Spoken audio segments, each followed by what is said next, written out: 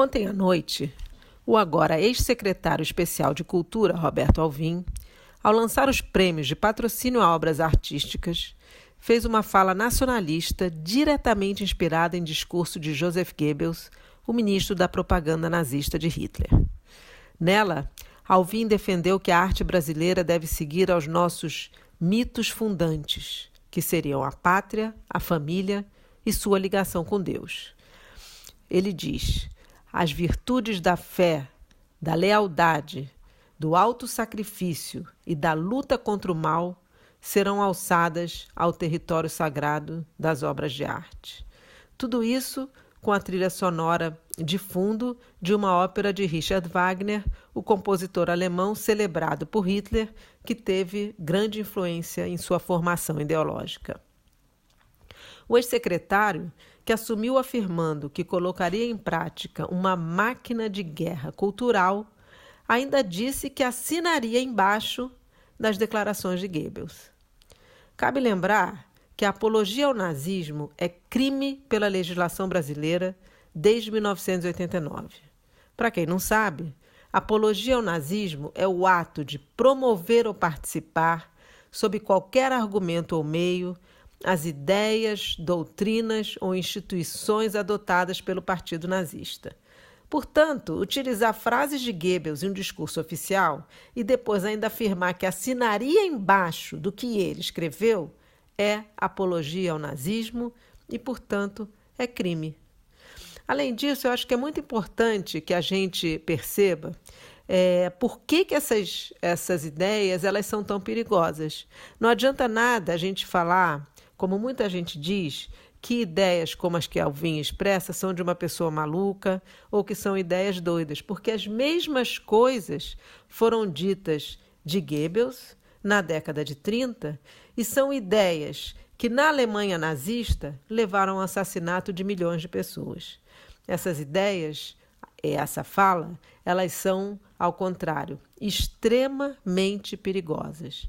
Elas partem do princípio de que a arte e a cultura devem expressar um pensamento único, o pensamento do governo. E elas também advogam que quem não estiver de acordo com as ideias do governo representa o mal, o inimigo, que deve ser combatido e eliminado. Não há nada mais antidemocrático do que isso. O Goebbels, que ficou famoso por ter cunhado a frase "uma mentira dita 100 vezes torna-se verdade", foi nomeado ministro da propaganda por Adolf Hitler em 1933, ano em que os nazistas chegaram ao poder. Nesse mesmo ano, ele criou uma campanha para queimar os livros que ele considerava subversivos, ou seja, que representavam ideias opostas às adotadas pelo nazismo. Obras de autores alemães, de autores estrangeiras, eram recolhidas pelo governo e queimadas em praça pública, em meio a multidões que os aplaudiam. Goebbels atacava a imprensa, queria controlar a produção artística, era responsável pela propaganda do governo e por controlar todos os bens culturais que chegavam à Alemanha. Ele achava que o cinema era especialmente importante para ser controlado, banindo filmes com os quais não concordava e exigindo filiação ideológica daqueles que trabalhassem nos filmes financiados pelo governo. Ou seja, só quem fosse nazista receberia financiamento do governo. Qualquer semelhança com o bolsonarismo não é mera coincidência. No início da Segunda Guerra, Goebbels passou a se dedicar especialmente à propaganda antissemita.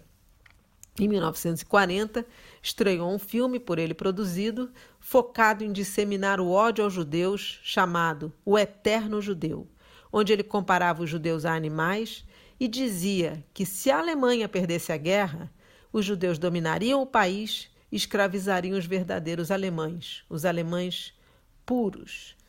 Para quem acha que palavras e ideias não importam, vou repetir. 6 milhões de judeus foram assassinados no Holocausto durante a Segunda Guerra Mundial. Influenciada pela propaganda nazista idealizada por Goebbels, boa parte da sociedade alemã passou a compartilhar das ideias antissemitas e a acreditar que os judeus não pertenciam de fato à sociedade alemã. É por isso que as manifestações de repúdio da sociedade civil contra o discurso de Alvim foram tão importantes. Até porque, apesar do secretário ter sido demitido, é importante que se lembre que esse discurso não é um fato isolado desse governo. Censura às artes, ataques a artistas e tentativas de restringir a liberdade de expressão vêm acontecendo desde o início do governo. Todo governo com tendências autoritárias ataca as artes, o espaço por excelência do exercício da liberdade. Além disso, não é a primeira vez que esse governo falseia a história e desrespeita diretamente a memória das vítimas do Holocausto. Quando foi ao Yad Vashem, no ano passado, que é o museu e o memorial em homenagem às vítimas do Holocausto em Jerusalém, o Bolsonaro insistiu na tese absurda de que o nazismo foi um movimento de esquerda. Só para lembrar, essa tese é falsa.